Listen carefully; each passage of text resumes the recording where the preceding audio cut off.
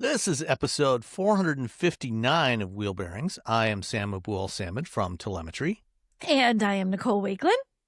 And I'm Roberto Baldwin from SAE International. And good to have everybody back again. You know what? Let's start off with Nicole's experience. I think last week we briefly touched upon, or did we talk about it last week? I don't think we did. No. Okay, maybe it was after the show. Maybe it was after the show. But yeah, as everyone knows, Nicole is no longer the owner of a Jeep Wagoneer S. Correct. And so she's been contemplating what to buy as her next vehicle. Take it away. So I'm contemplating, and it's actually kind of harder, I think, almost to buy a car when you know about them all because you want different parts of different cars. So you're saying ignorance is bliss? Yeah, kind of, sort of, sometimes. Because you just narrow in on the one or two cars that you like versus because you don't know any better, essentially. Right. I like this, I like that, but this also, so it's very hard for me to decide. And I don't buy cars very often. So whatever it is I'm going to have it for a while. So I have been looking at BMW, and I was thinking M3 or M340i, I think is what I was looking at. And I said, well, I wasn't sure the M3. I love sporty, don't get me wrong. But if I'm going to go on a long drive, too sporty in New England is harsh. Yeah. Robbie is bouncing around in his seat. It's harsh. And I haven't been in an M3 in a little while. And I thought, okay, I just need 5 minutes of seat time, maybe 10 minutes. Take it on the loop. I always take it on at my house and see real quick, how harsh is this? Do I want that? I kind of want it because I like the idea of the power, but I don't want it because I'm worried it's going to be too harsh. So I thought, well, I'll just go down to the dealership and I'll see what we can do. So I go down to the dealership, walk in. I'm like, hey, tell him the deal. He goes, you can't drive those. And you cannot drive an M3. And I said, I'm sorry? He's like, you can't drive an M3 until you fill out all the paperwork and are approved and we've decided the price on the M3, then you can drive it. And I literally thought I walked into the Twilight Zone. I was like, wait. Do you know who I am? I did not say, do you know who I am? But I did say, why would anybody why would I buy that sight unseen? Are you serious? And he said, it's a dealership policy. I'll call him out. It was Tully BMW in Nashua, New Hampshire. And I said, he's like, well, it's a Tully policy, but a lot of dealers, I'm like, so I could go to another dealer and they might have some option. And I said, why, pray tell, am I not allowed to drive an M3? And he said, well, because people really want, it's a collectible car and people want that car and people don't want to have anybody have driven it. And I said, well, it has some miles on it. You rolled the sucker off of a truck somehow along the way. Mm-hmm. I don't need to put 50 miles on it. I literally just need zip, 5 minutes in this is all I need. I just need to feel the harshness. And he knows what I've done. I already told him I'm a journalist. He's like, well, you really can't tell anything about a car. And I'm thinking, I can. I know exactly what I'm doing. Yes, I can. That's all I need. So then he's, well, and you might find that this is a little harsh and this is a little too much and this is a little, I'm like. That's the whole point of the drive. The whole point of the drive. That's what I want to evaluate. Right? So I'm thinking, okay. And then I said, all right. I said, if it's because somebody buying a new one doesn't want any miles on theirs, I said, do you have even a CPO that I could do that would still give me enough of a taste of what this feels like to get an idea? It doesn't need to be the exact one I'm going to buy, but it'll refresh my memory. No, you can't drive that either. And I said, if miles are the problem, then why can't I drive a CPO? Because those all have miles. Hence the certified pre-owned part of the discussion. No, because they want exactly the number of miles on it that are on it when they see it online. I'm like, really? Okay. I will tell you, as someone who's been in the market and has dealt with performance vehicles, niche vehicles like this, is that they won't let you drive an STI at a lot of dealerships. They won't even let you drive a WRX at a lot of dealerships because, and they can tell you all these reasons. The reality is they don't want 20-year-old guys to come in and just do burnouts with their car and then bring it back. Exactly. And then, so they have to come up with 1,000 reasons. And also the rule can't be, we won't let 20-year-old guys. It has to be, we won't let anyone. But I feel like I'm thinking, I get it. I get it, guys. It's not a car you want someone putting 1,000 miles on. You don't want people hooning around in it. Come with me and cut me off if I'm nope, stop, get out, I'm driving. Whatever. I'm not I literally just, you can drive it. You can drive it. I can still feel the harshness of the suspension and I can feel enough. Just nope. So they went to it. So I was aggravated, and the husband was furious because he felt a little bit like they're like, well, little lady, and they did have a little lady attitude going on. Yeah. And I'm sure they had that going on, but also literally every time I went to go drive like a car like this, oh yeah, it's always been like, well, unless you're buying it, you can't drive I totally get it. But it was more the like, well, what are you going to be driving it for? What do you drive? What do you already drive? What's your like? He was asking me this, and well, are you sure you'd want something? That's a lot of power. And I'm like, no, that's some BS. Yeah, some BS, yes. And I'm like, that's I get some male BS, girls. It was. We have female drivers, from I The know. Simpsons. So I said, you know what? Thanks, appreciate you. Bye. And I walked out, and I thought, well, it's not okay. Let's see if I can find a dealership who will at least be better. Like maybe they won't let me drive one new. Maybe let's see. So I find one in Peabody, Mass, and I call. I literally say to the guy, dude, I want to compare these two cars. Can I drive them? I just need 5 minutes of seat time in that M3. I write about cars for a living. I'm a journalist. I'm just trying to remember how harsh it is. That's all I'm trying to do. And he said, absolutely. Only problem is I don't have an M3 right now. He's like, however, let me see what I can do. And he's like, okay. Calls me texts me a couple days later. Is it okay if I text you? Yes. Okay. Here's the dealio. I don't have one. I have this. He had M3. So he had one of the M's in the 3, but like a straight up M3. And he said, and I have an M2. He's like, the M2 is not the same. But if you want to sort of a vibe on that, how the suspension is, it'll give it to you. And I said, well, but it's like different dimensions. And he answered me like I wasn't an idiot. And it was brilliant. He talked about the length of it and how it'll come out of corners and the chassis and this and that. Yeah. And I thought, he's my guy. He's my guy. Now, and he said, I have you on the wish list for the M3. And if I get one, I will let you drive it. We just don't get a lot of them at our dealership.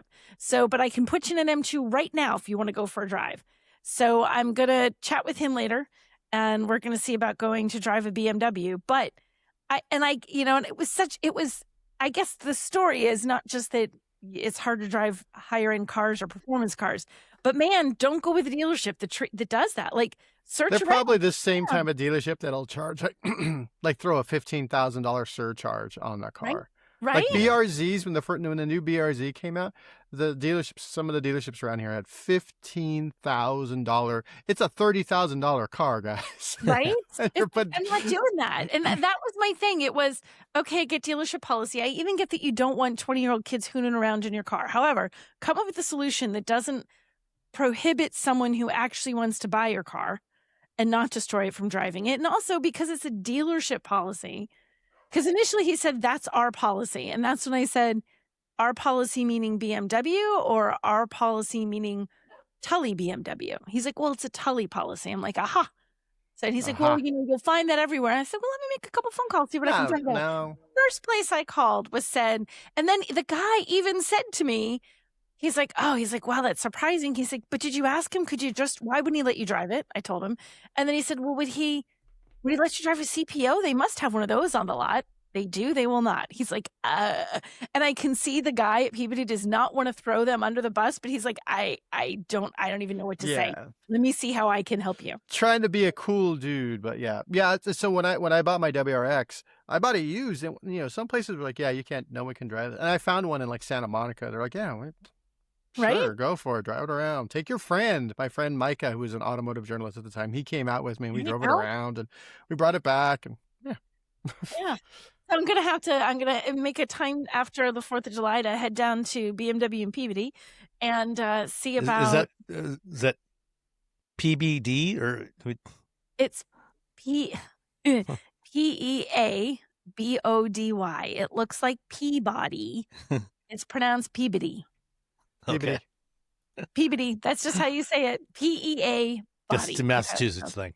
It is a Massachusetts thing. I don't know what to tell you. Yeah, it is. It looks like Peabody, but it's pronounced Peabody. So I will be going there. JD is the name of the guy that's been helping me out. He's been wonderful. So I'm going to go there and see about driving some cars. And if I decide I want the M, I don't care if I have to wait longer. I am going to buy it from the guys at Peabody BMW instead of the guys at Tully BMW, because I just did not like being treated that way. And then I also walked into a Porsche dealership where they made me wait for 40 minutes and never got me a car, and I walked out. I literally sat there. I'm like, hi. Like, I felt like a little bit in Pretty Woman when she has the whole like handful of cash and she walks back into the fancy hotel and he's like, if you could get something more appropriate. And she's like, I have money and they won't take it. I'm like, I want to buy a car. Somebody. Yeah.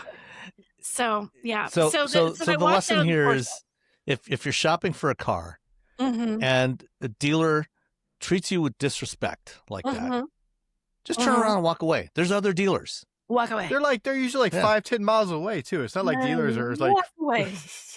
Yeah, just walk away.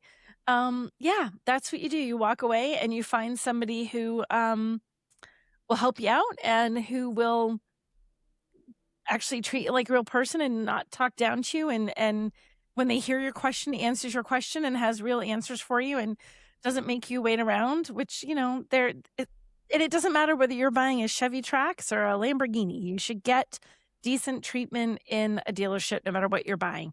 You're spending a lot of money. Walk away from a dealer who doesn't treat you well. Yeah. There's my rant.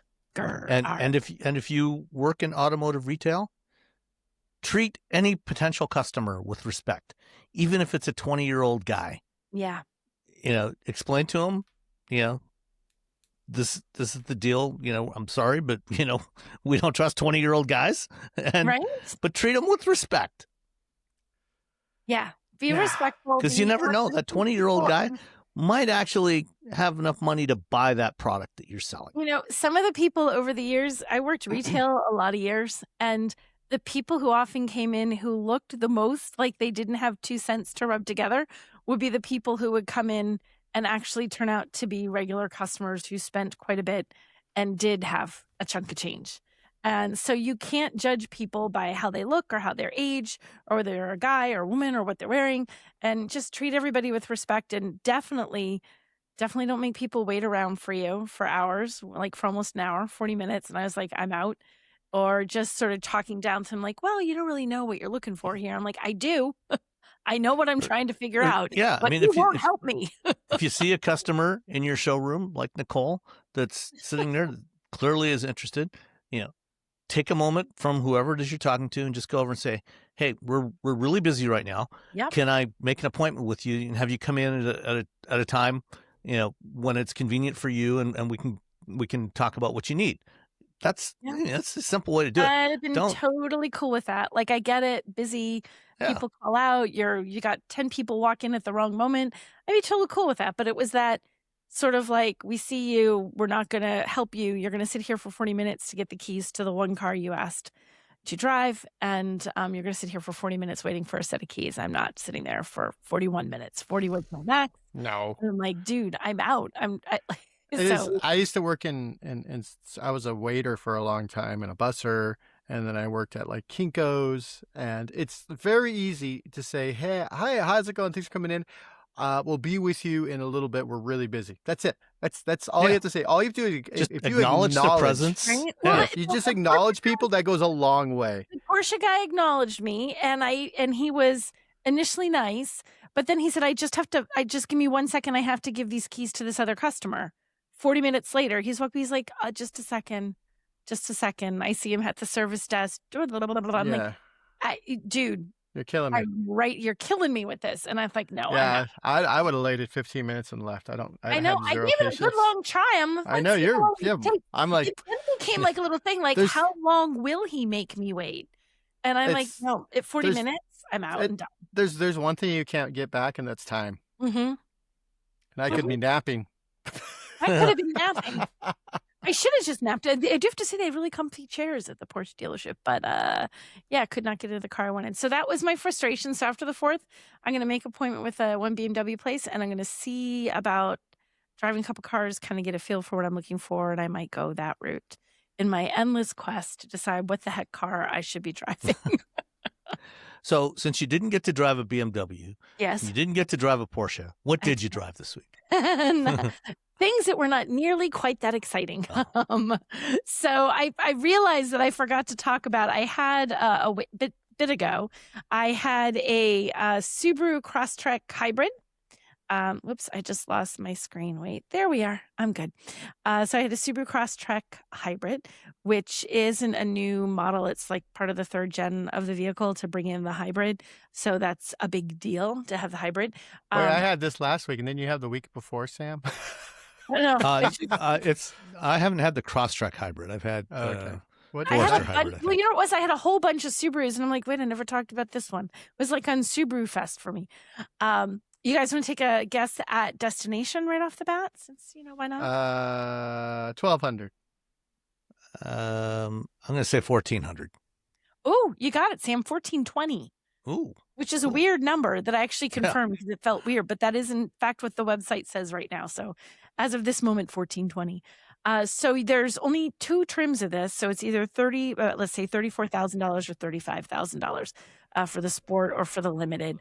You get plenty of cargo room in it. I like the cargo room. Subaru's always so good at making versatile vehicles with like lots of cargo room, and it has that durable Subaru thing where you feel like you could just, throw in wet garbagey junk or whatever, and it's just gonna be like no problem, and it's gonna be totally fine, which is what I love about them. I feel like I should have had a Subaru when the girls were little because kids are so hard on things, and this just stands up to everything. So you get an 11.6-inch touchscreen, wireless Apple CarPlay, Android Auto. You get a bunch of charging points. It has 8 charging ports. Let's try that again. 8? 8, a bunch. I don't know how many. A bunch of charging ports. A plethora.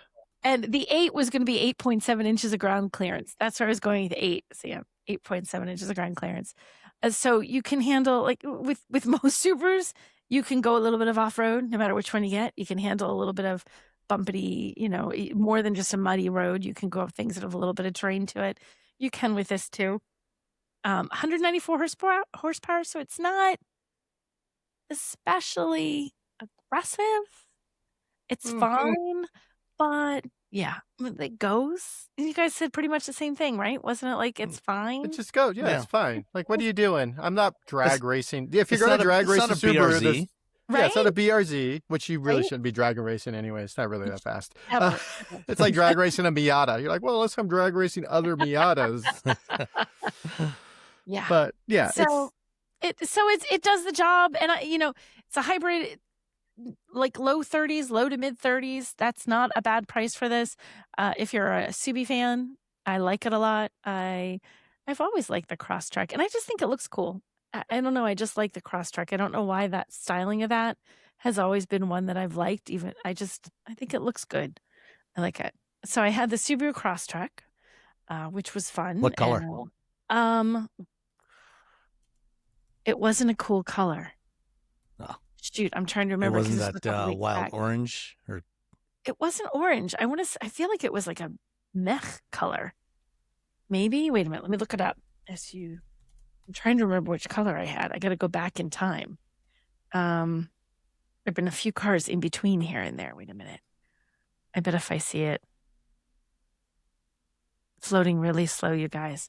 Yeah, I think it was this sort of bland color. What is this called? I want to say it was this plain whatever. It wasn't very exciting. It wasn't. I don't think it was an exciting color. It wasn't exciting enough that I have it in my notes. If it was good, it would be in my notes saying super cool, whatever color. It's not sand dune pearl. Yes, it could be. Maybe it was a sand dune. That's the kind of basically beige. Beige, yeah. I think that's what it was. So yeah, not especially great color. So I liked it. All-wheel drive, which is great. It's going to be 100 degrees here. No one needs all-wheel drive. Our tires are all about to melt. But when winter gets here again, that all-wheel drive will be great. Right now, you don't need it. So the Subaru Crosstrek hybrid, it's a Subaru. Feels like a Subaru. Looks like a Subaru. Drives like a Subaru. Subaru. It's Subaru-y. Excellent. And anything else? I did have this one is sitting in my driveway this week, and it is actually, I know the color in this because I don't like it. It's marsh gray. Do you know what it is? Well, you can see on the thing. The Ford Maverick, the hybrid. I like the Maverick. This color is just meh. why am I getting meh color cars? The only real cool color it has, so they have the accent color inside, and it's a really bright blue. So the little removable thing for your phone and like your cup holder and stuff that goes in, it's this really, really bright blue, which is good because otherwise it looks like you're riding around in a Death Star. It's just like gray. It's really, it's not super exciting. Do you want to take a guess at destination on this 18. one? Wow, that was... I'm not going to say because I know because I also have a Maverick. He also has a Maverick. Everyone's got Maverick but me. Do you have? Oh, you do. Wow. So we get different. Yeah, but you have the Lobo. All we have are Mavericks and Subarus on this episode. That's apparently it. Because I have an Outback. That's what I'll be talking about. Well, anyway, so since you both know, you were off by $20. It was $18.45. So well done, Robbie. You don't want any weight in the Sam guest. You were so close. So you get there's a range of trims on this. They start at about 26.7, so let's call it 27. They top out with the Lobo, according to my notes, at 34. You can tell me if I'm right or not on that, Sam. That's what I have in my list. Well, the starting price for the Lobo is like 34. Right. They top out at a starting I'll get to that. So keep that number in mind before you get to the next one. So the starting price on Lobo is 34. Also, the starting price on this one, the hybrid, is 27. I had the XLT, which starts at about 29. So affordable, not super cheap, but still really affordable. And oh my God, I parked next to a Chevy Silverado off-road. What's the off-road trim in that? The wheels, I swear to God, were bigger than the ZR2? Hood. Maybe ZR2. Yeah. Thank you. When I was at the grocery store today, and I'm like, holy heck, it looks so tiny. The Maverick looks so wee tiny sitting next to it. It's like, oh, it's just a baby truck. You don't realize how big trucks are until you park the Maverick next to one. And it looks like it could roll over it and it might not notice. But it's not a knock against that truck. It's just, wow, full-size trucks can get really dang big. And this one still has plenty of room. I think probably the drawback is you have a nice little short bed. It's not a huge bed, but you do have enough for doing mulch, truck stuff, basic truck stuff.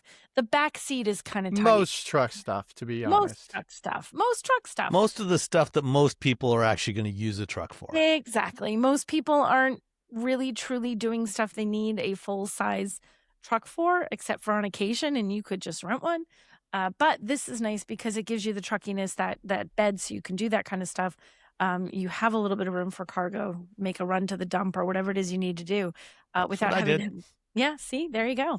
Without having to have a super expensive, outrageous truck to do it. As the hybrid, this has a 2.5 liter EcoBoost.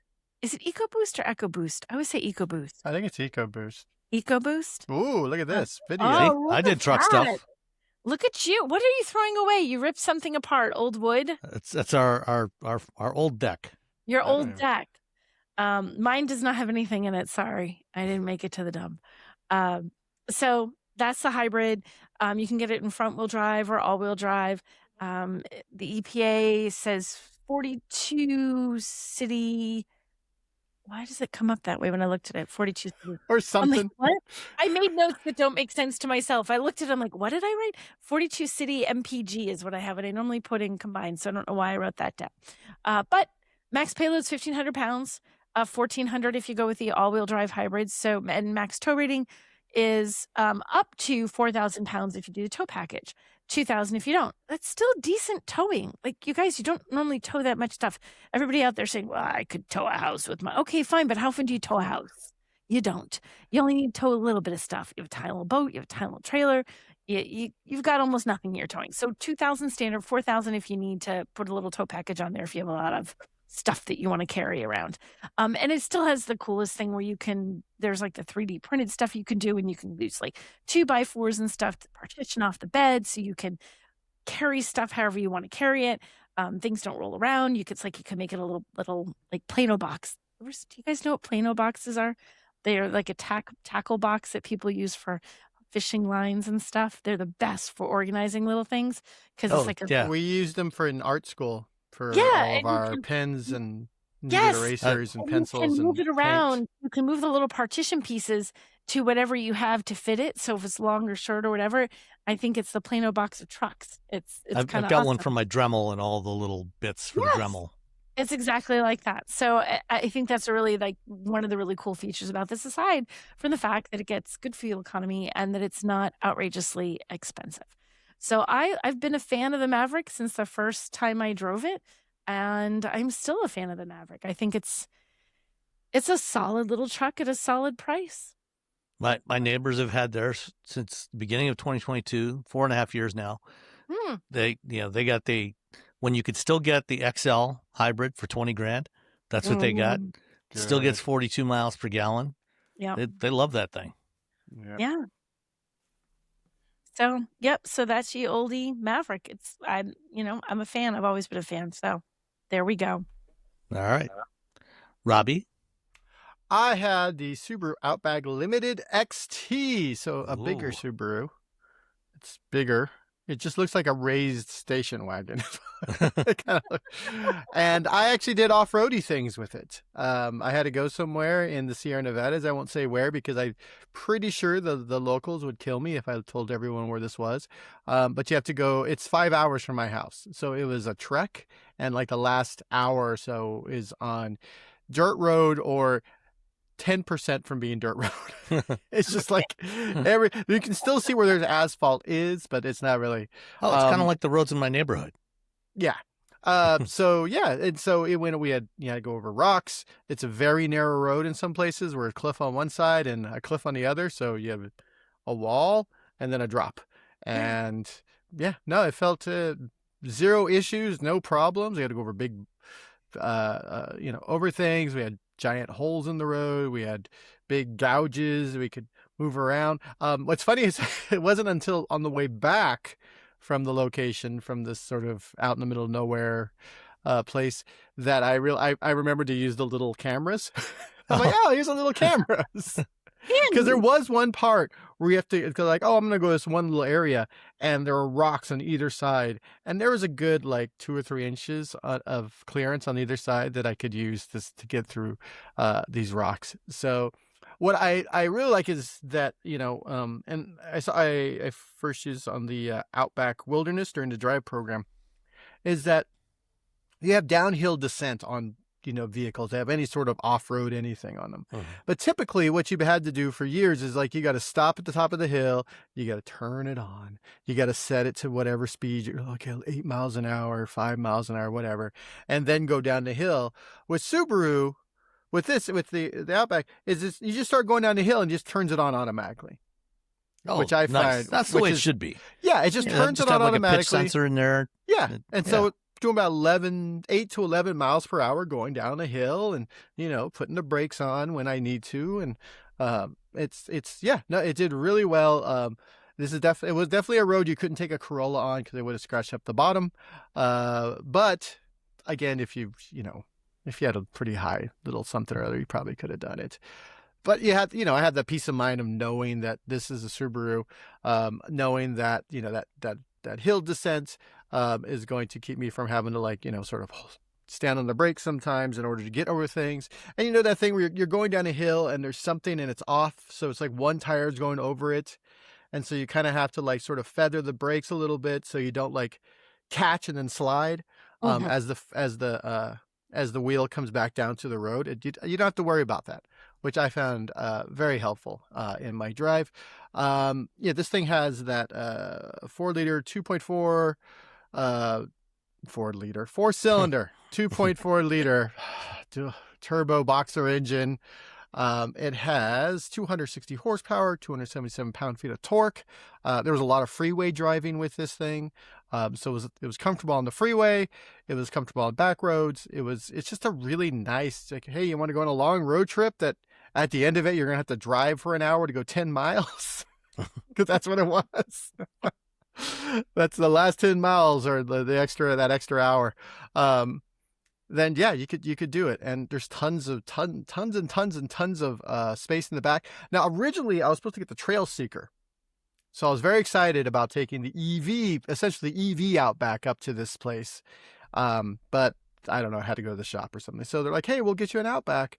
And I was like, all right, fine. And also originally we were going to car camp. Because I just have I was going with my brother, and I just have a small little one human tent for like people who backpack and stuff. And so I was like, well, we can just sleep in our cars. And I was really excited about like showing out the fact that Trail Seeker's an EV, and I just leave the EV on, the air conditioning all night without like, the car idling. Anyway, but we ended up with the Outback. But it was plenty of room in the front, plenty of room in the back, very comfortable. On a very long. It was 10 hours. We ended up doing it all one day. Wow. I will say, so driving on the way there and most of the way back, we were getting a little over 29.7, I think, was the MPG. The combined for this vehicle is 24, highways 29. That makes sense. Then, of course, on the way back, we're driving up Northern California, which means we're hitting a headwind all the way until you hit to about 45 minutes outside of Oakland. So by the end of all it, we're doing like 26.7, which is still, it's better than combined. But, 29, it's fine. It's a 4-liter. Again, damn it, 4-cylinder. 2 points, 4-liter. It has 8.7 inches of ground clearance. So that gives you, tons of space to get over things. There was one spot where I was just like, I could drive there, but I always just think about de-beading out in the middle of nowhere. That's my biggest concern. Less scratching the bottom of the car or scraping. It's just like, psh. And now I'm having to like maybe put something on the thing to.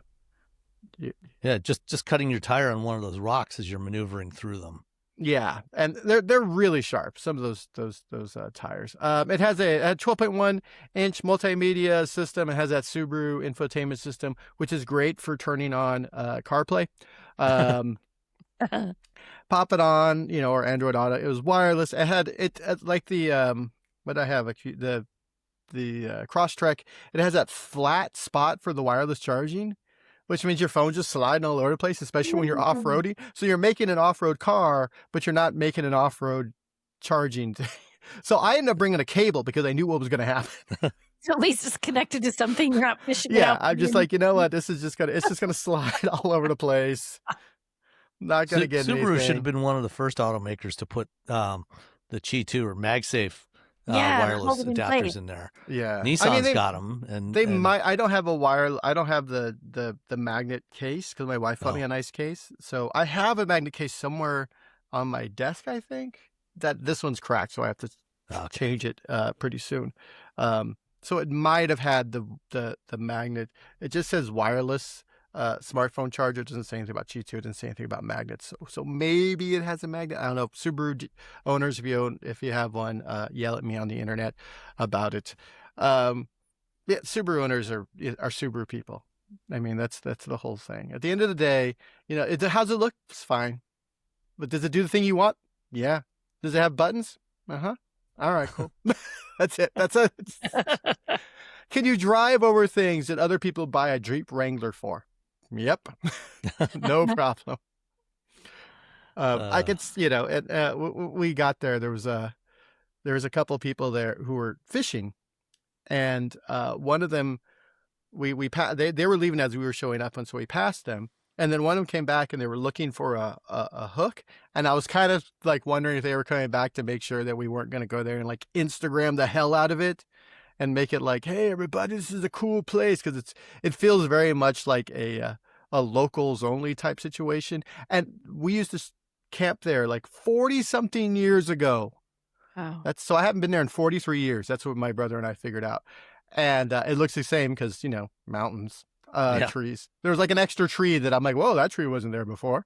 But it's so out in the middle of nowhere that normal people wouldn't go there. So I was thinking they were like kind of like, so where are you from? So why are you here? So in a very nice way, in a very sweet, nice way. But I am not going to give up this location. There are more than plenty of locations in California that look like this and are beautiful. This one more secret. You won't have issues because you decided to take your SUV that only has 2-wheel drive and it doesn't have, and it's got summer tires on it, and you're just like, I got my Infinity, and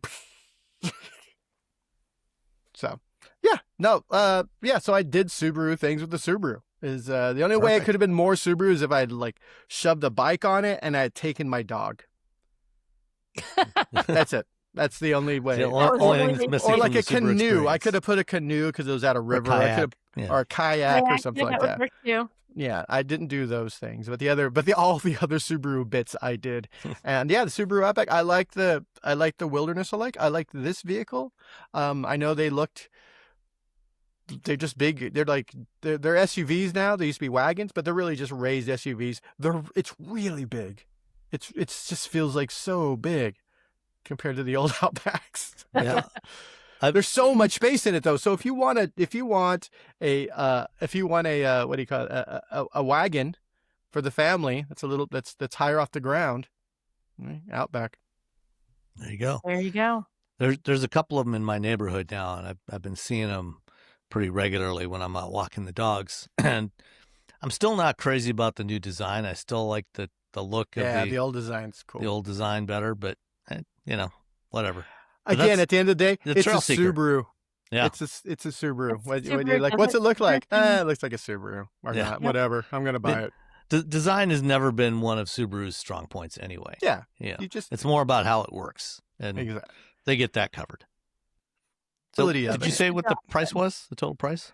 The total price was This was for the what do you call it? The Outback Limited XT, manufactured with destination. Come on, scroll down. It won't scroll down. There we go. $45,815. What do you a destination guess? I'm gonna guess $1,420. I'm also gonna guess $1,420.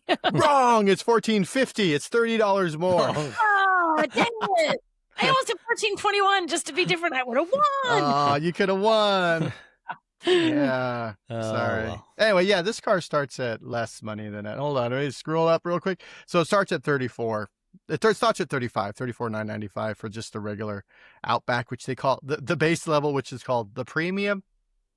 It has a smaller engine. There's just boring level. Everything is premium. It's has less power than this one. This one, getting on the freeway, I could slam on the gas and it would take off. So, yeah, it's fine, to be honest.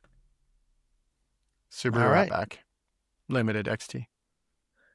Well, I also had a Maverick, but I had the Maverick Lobo, which is new for model year 26. Mm-hmm.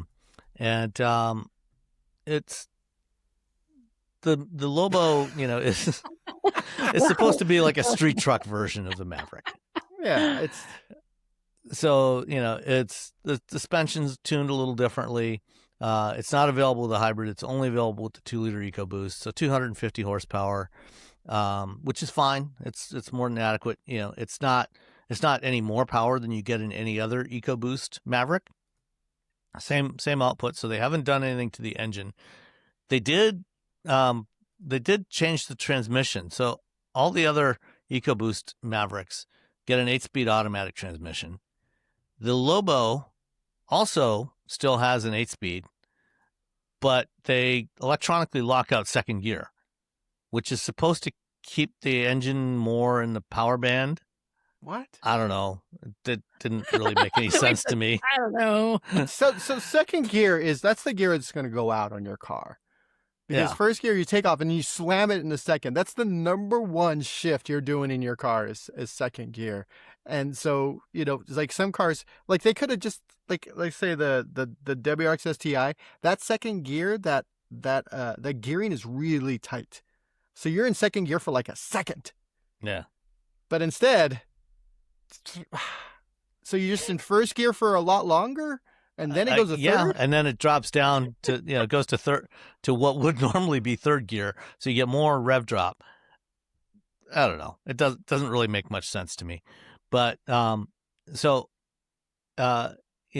Lobo is, more expensive. As I mentioned, my next door neighbors, they bought an XL hybrid in 2022 when it first came out for $19,995. That one starts now at the EcoBoost starts at $27,145. The hybrid starts at $28,145. The Lobo starts at $35,930. As equipped. But it's got stitching. Oh, It says God. Lobo. Well, actually, it's embossed. It's not stitching. Yeah. It's embossed into the vinyl. Okay. So the one that I had has the 702 equipment group, which adds Pro Power on board with full 400 watt output in the bed. Cool. Yeah. Okay. Acoustic windshield, all weather floor liners, bed tie down locking rails. It's got a spray and bed liner, which is nice. That's always a good thing to have, especially if you're going to use it for truck stuff. If you're actually going to use it as a truck, you want to have a spray and bed liner, because that protects, keeps it from getting scratched up and rusting. It's got the B&O sound system, dual rear USB ports, connectivity package is for 1 year is included. Ford Copilot 360 assist, so lane centering capability, but it's hands-on, so it's not Blue Cruise. Heated seats and steering wheel, power moonroof, and also Pro Trailer backup assist and Pro Trailer hitch assist. A lot of stuff. On there. And if you are going to use this for the 4,000 pounds of towing capability it has, the Pro Trailer backup assist can be handy if you don't do a lot of towing. So if you're not real intimately familiar with the mechanics of how you back up with a trailer, the Pro Trailer backup assist is actually a really nice feature. I just feel like you should learn. You probably should. Wrong way, right way. That's it. But that's like a $5,000 package. That's all you needed. It's wrong way, right way. That's how you back into something. Mine did not have the turbofan wheels. It had the 19-inch black painted aluminum wheels. Oh. And it also had the trifold hard tonneau cover, which is $1,260. So if you want stuff in the bed to be secured, then you can get that, and it'll keep stuff from hopefully getting stolen out of the bed of your truck. So mine was black, and as I said, I did use it for truck stuff. I used it to haul a bunch of wood from my old deck that I tore apart a few weeks ago, to rebuild, and took me 2 loads to haul it out to the dump, but I did. I filled it up, filled the. You should have given that wood to some skaters. They would have made a ramp out of that puppy. But that picture is perfect because it shows you've got that's a large amount of stuff in the back of that. It's those are 8 foot long boards. Yeah, and you had to make 2 trips. Big deal. That's far cheaper 15, than 20 minutes to the giant truck. Yeah, it's only 15, 20 minutes to the dump. I used the feature that they have on the Maverick where you can unhook the cables that hold the tailgate and rehook them onto a higher spot, so that the tailgate is at a little bit of an angle. Mm-hmm. And that helps keep things from sliding out. And so put the boards in there, kept everything nice and secure, drove it out to the dump, hauled all the stuff out, threw it in the dumpster, came home, did it again. And it worked great as a little truck. It was great. Dun, dun, dun. My only complaint about this thing is that it cost 40. Oh, where is it here? It cost estimate. Stop scrolling. Okay. Estimated net price if you're buying it came to a grand total of $44,630. That's a little more than the $20,000 my neighbors paid for theirs. Right? It's double. You could buy 2. Yeah. You could have bought 2 of them, 1 for each foot, and then just rode them like you're headed for Valhalla. Yeah. And that includes that $1,845 destination charge, which, I think we talked about before, recently went up again because, a few months ago it was $1,695 and now it's $1,845. Woof. So, destination charges keep going up and up and up. Fuel economy also not fantastic. Not terrible, but not fantastic. Aside from my trip to the dump, most of the rest of the driving I did was highway driving, and the Maverick Lobo is rated at 21 city, 30 highway, 24 combined. I got about 24 and a half. And like I said, that's with mostly highway driving. So not outstanding fuel economy. So worse than the Outback. Yeah. Substantially worse than the Outback. And I didn't have any serious headwinds. Yeah, those headwinds, man. They are not. No headwinds. If you ever drive to northern, especially in the summer, because it's hot and then it gets cool, and then the air, the ocean and the bay are cold, so that wind just flies in the afternoon. It's crazy. I wonder what the Maverick Lobo would do. Probably wouldn't be thrilled about it. Yeah. No, would not be. I'm also very curious about this vehicle. Where would you are the idea is it's a mini truck. Bring it back, Mini Truck Magazine, Mini Truckin' Magazine. Do you buy this, or do you buy just the regular Maverick and then do your own thing to it? I would say the latter. Buy it and do your own thing to it. Yeah, buy it and do your own thing. Find some wheels that you like. Do the suspension mods that you want to do. Because you'll probably get a better deal at the end of the day. You won't get you won't get that missing second gear though. I'm sure someone at Ford is going to yell at us because they'll tell us why the missing second gear is good. Yeah. Well, let's stick with small trucks.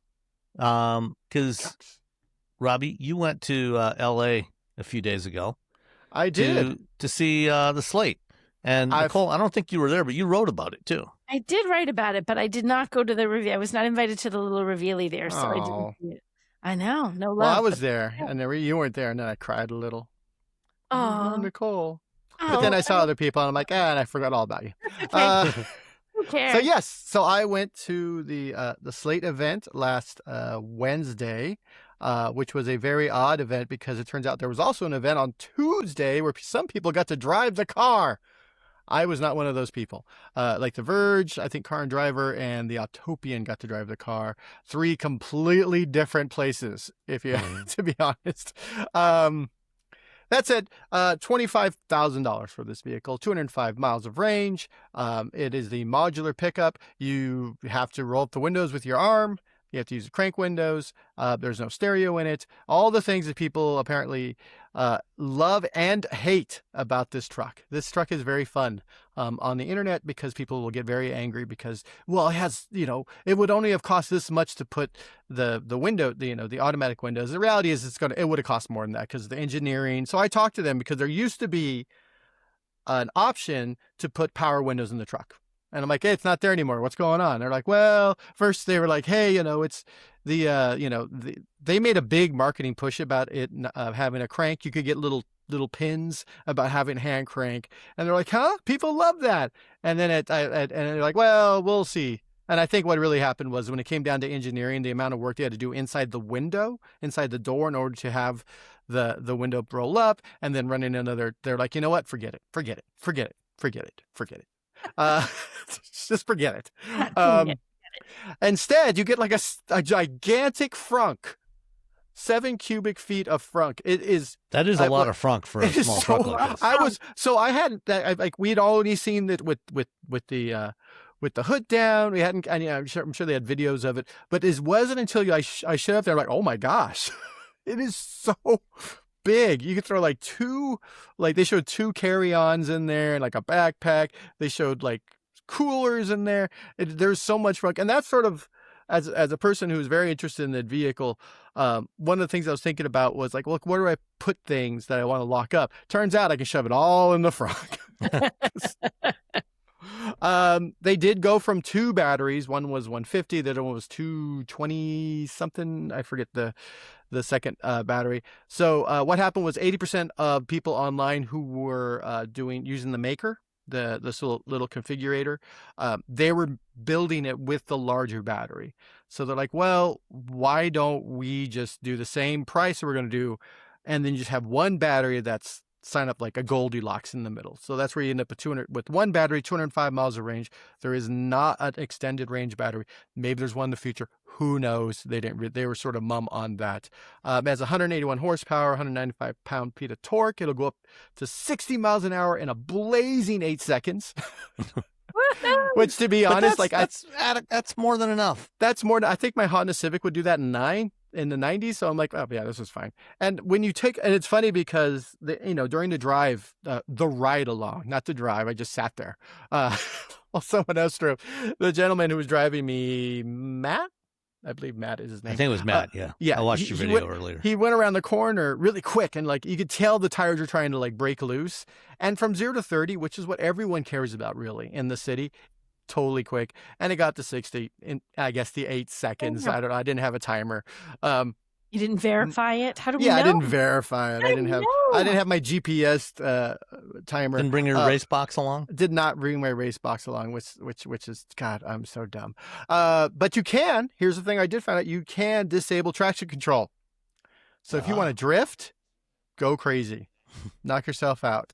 The ride was surprisingly nice for a pre-production vehicle. It did have some wind noise. I was the NVH guy. So I'm like, so pre-production with some wind noise. Like, yeah. And I asked them, like, how do you NVH something that is a transformer? Because you're like, oh, it's a truck. Well, now it's a truck. Now it's an SUV. Now it's this. And so he's like, essentially his whole thing was, you make the base of it like really good. And then you go from there. So we'll see how the NVH changes from when you have the truck versus the SUV, when you just essentially just throw a cab on the back like it's a 4Runner from the 90s. It's the ZC fast charge at 120 kilowatts, so not fast at all. What did they say, 20 to 80% in 28 minutes or something? 20 to 80% in 30 minutes is what they said. It's at 0.5 hours in 30 minutes. But it has 11 kilowatt AC charging, which before I talked to them and figured out that they were doing a lot of fleet stuff, I was like, I'd already written up that this makes sense for fleets because, they talked to 20 to 100% in 4 hours. So lunch breaks, the car's at a level 2 charger. Between shifts is at a level 2 charger. And then I talked to them more and they're like, yes, we are talking with fleet people. They wouldn't tell Chris Barman, president of Autos. She wouldn't tell us who, but she's like, yes, we are talking to people about this. The telematics system that they have for sales, like $275. It's really for fleet management. So they have a telematics you could add to the truck for fleet management. It'll tow 1,500 pounds instead of 1,400. They originally said the payload is 1,500. Originally it was 1,400. The towing is now 2,000 pounds. It was originally 1,000 pounds. So you're getting more than what they told you. 7.8 inches of ground clearance for a truck, 7.6 for the SUV. Blah blah. All these numbers, all these things. It really comes down to is, does this truck speak to you? And that's really what's weird about this vehicle. Is that for again, I've talked about this before, where I feel like Slate built a truck for Robbie. And I've met a lot of people who are like my age, who are like, oh, I'm so excited about this truck. They're like texting me like regular normies. And then people younger than me who have never like had to roll up a window with their hand. They're like, what is this madness? And then I think there's going to be people who are below them, like, a truck for their kid, a first time vehicle. Those people will be interested. But I think there's like this gap, like millennials are like, no. Like, why would I ever roll up a window with my arm? And every Gen X person, I'm like, well, they don't have the power window thing anymore. And they're like, whatever. It's like the least, like, okay. I'm like, you have not been on the internet where people are very angry about this roll up window situation. It doesn't have a stereo, so you have to go to stereo. For old school people, Crutchfield. I'm sure Crutchfield's going to have something for this. Oh, yeah, no doubt. There you go. Yeah. And then, it's and so it's. Oh yeah, Crutchfield's still around. I checked Crutchfield because I was looking. I thought the stereo in my car was broken, and I was like, oh no, I'm gonna have to get a double DIN for my Subaru. But it didn't turn out it was just a bad wire. So now I can still just plug my wire into my. Founded in 1974. Yeah. Oh my gosh, I had no idea. If you need to get like bits and like if you're installing a car audio system yourself in one of your cars, in an older car that still allows you to do that sort of thing, or in a brand new Slate. Oh, it's Crutchfield's the best. Crutchfield is the place to go. I mean, they have adapters and installation kits for literally every vehicle and every possible combination of audio system. They have little connectors, like one goes just for your car, one goes just for a stereo, and then you just click the stereo. It's the best. It's always been the best. It'll continue to be the best. I think Slate, if Slate ends up being like a big seller, then I think we're going to see more cars like this, more vehicles like this that are sort of like bare bones that people can just do things with. So we will, Crutchfield's probably like, oh, I hope this works. You can also 3D print like pretty much anything you want for the truck. You know how you're talking about the fishing, the tackle box for it's this. They have the same thing in the back of the Slate. They all the little slats so you can put wood in. And what I did find out was interesting. In addition to all the accessories Slate will sell you, if you design and manufacture a part for Slate, you can contact Slate and see if they will sell it for you. So your thing will be in the Slate marketplace. So it's like Etsy, but only for Slate. Because I would assume that what's going to happen is this truck will come out, people will build things, and they'll sell it via Etsy or whatever 3D. There's a lot of 3D sites. You could actually go to Slate and do that. So they'll do that for you. Yeah. All that said, if you wanna, it drives nice for what it is. It's a 5-foot bed. We put Jessica from Motor Week in there. She's 5 foot. Closed the gate. She fit perfectly. So if you have any 5-foot friends, they will fit. They will fit in the bed. I sat in the setup that I want, which is the open air, and I got very excited. It was actually a lot easier to get into the back than I thought it would be because we've been so used to like having 4 doors. I was like, oh, this is going to suck, especially because the last time I did that, did this at any, regularity, I was in maybe my 30s, probably my 20s. And I did it and I was like, oh, this isn't so bad. Sitting behind me would be tough, but there's a lot more legroom than I anticipated. I assumed those rear seats would just be worthless, but they're fine. They are pretty close to the ground. So you will have, some bended knee issues. If you have bad knees, I guess, I don't know, sit in the front.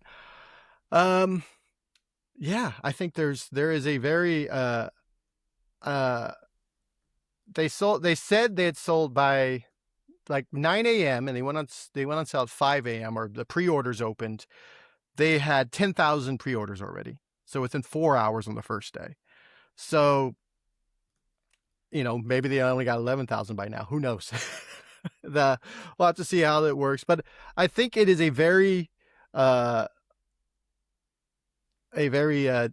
different vehicle than what a lot of people are used to. And for some people, they're very excited about it. And for others, they're like, this is the worst thing that's ever happened to automobiles since the there are some people who are very like, this is dumb. These people shouldn't have to do this. People shouldn't have to like put a stereo in. People, the opposite of that is that people want to do that. People want to tinker around with things in a way that you can't do with a regular new car now.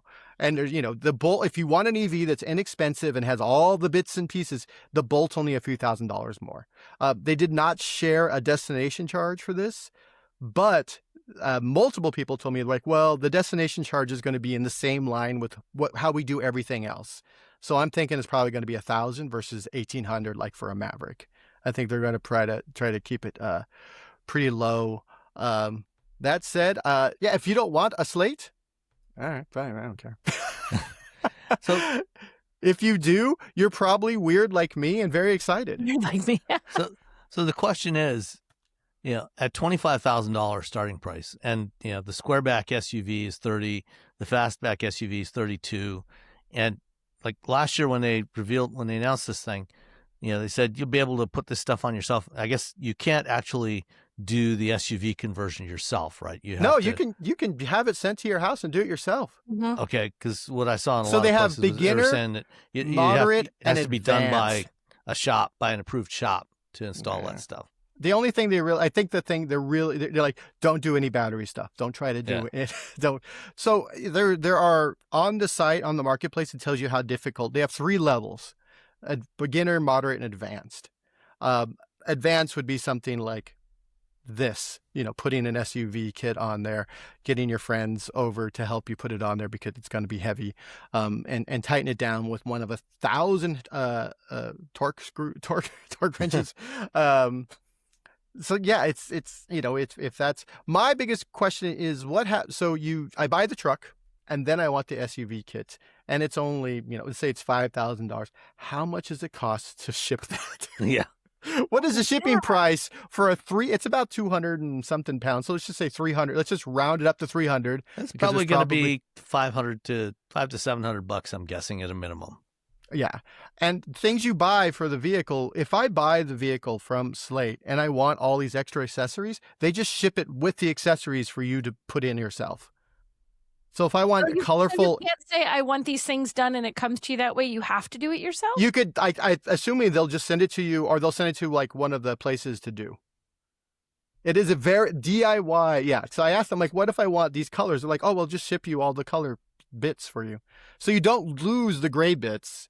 You're not going to show up and like, oh, I paid extra. You get the gray bits and the colorful bits. So if you scratch the colorful bits all to hell, later on you put the gray bits in, but also you have to put the things in. And that's where I think there's a divide between people who are interested in this vehicle and people who are just like, I don't want to do anything. I just want to get in my car and go somewhere and be able to like do CarPlay and have, bzzz, window up, bzzz, window down. I do think it's a smart play. I think fleet management is a smart play because you could deploy these things like there's no tomorrow because if they're inexpensive. And they said they have some out already, and they're going to send some out to places that are be testing them for fleets. Yeah, I think that's I mean, there's obviously some people like you. That want to mess with this kind of stuff. But I think the fleet market is where this thing really will play the most.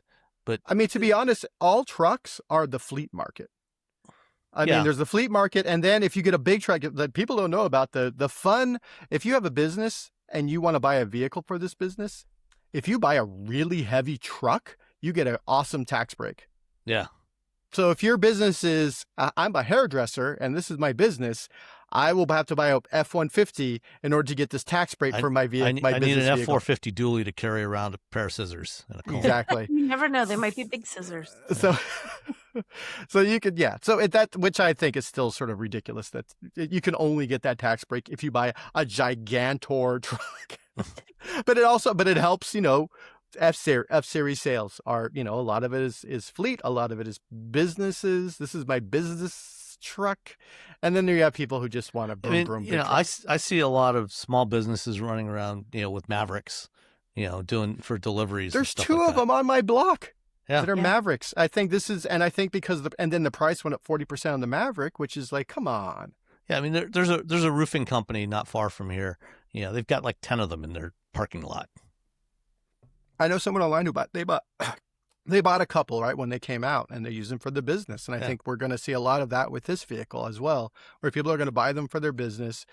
And again, the excitement for this vehicle is higher than the ID Buzz was within normies, within my group of humans, because my group of humans is Gen X.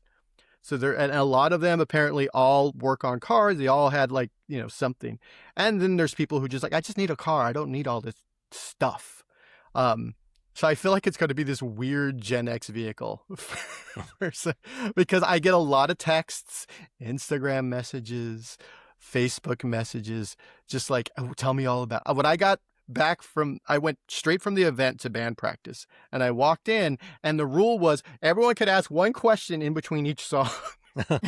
And I prefaced everything with, hey, it doesn't have the roll up windows. You have to use the crank. And everyone in the room was like, so I was like, you guys got to go on the internet because clearly you're in the minority. So maybe it's just me and my friends. So Nicole. Yeah. You're not ready to celebrate yet. Why? I'm with Robbie on everything that he said in terms of it's for certain people in a specific market and all of this.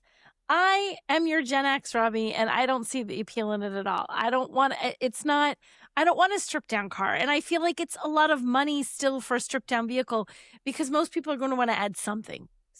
You're going to want something. I mean, you can buy, I know the base price, but it's like you're going to want something. You want a speaker. Well, the trick is that you don't have to buy this thing right away. You can buy it you still have to buy the thing. 2 years from now. You still have to buy the thing. So you spend 2 years without the thing you want until you decide you have enough money to buy the thing and have them ship you the thing you want for you to rent your own car and put it into your car, which is cool. I'm not saying it's a bad idea. I'm saying I feel like you want the Bolt. You just want the car. Well, I don't want to wait for a stereo. Well, and I don't want to figure this out. But I just don't think it's that big of a. I'm not amazed by it. Like, first of all, they haven't built. Like, no one's driving them yet. It's really hard to build cars. There's a lot of other solid options if you just want a nice, efficient truck like the Maverick. Like, there's other things that you could get that do it without having to strip it down to nothing. Take the risk of whether or not Slate will be there, because I know Jeff. Well, that's every startup behind it, right? That's every startup.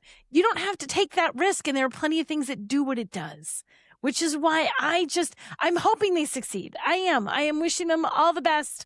I want them to succeed. I want you to have your little truck, Robbie. I want you to have your little Slate and pull it apart and put it back together again every Sunday before the show. I want you to do that, but I'm not ready to celebrate because I'm not convinced that this is going to go over as well as they think. Like, there's going to be a certain segment of people are like, yeah, how big is that? That's the question. That really is the question. I think the 10,000 sales is like, that's his first. I'm excited about this. But they need to get at least 80,000. The question is there another 10,000 after that? Yeah. Is there another 70,000 after that? That's the real question. Have they reserved it or have they bought it? If there's 180,000 $50 like reservations. So 180,000 people said, here's $50. That is refundable $50. $50. It's food, but it's not a lot of money in the grand scheme of things of people vehicles. May or may not follow through. That gets you your spot in line. So I'll have $300 is not. Then now they've opened up. Okay, if you already put your $50, $250 more. If you haven't, $300. So $300 is a non-refundable deposit on the vehicle for them to build the vehicle. I talked to them that the factory is about 70-80% done. According to and they have videos of the robots and crap. But putting robots in, making one car is impossible. Building one car, impossible. Building thousands upon thousands upon thousands upon thousands of cars at scale, all of them work. That's like especially when you don't have the history and the legacy of building cars. Mm-hmm. You can't, and they can't, we're Ford. And I made this point. I'm like, every automaker right now could build this car.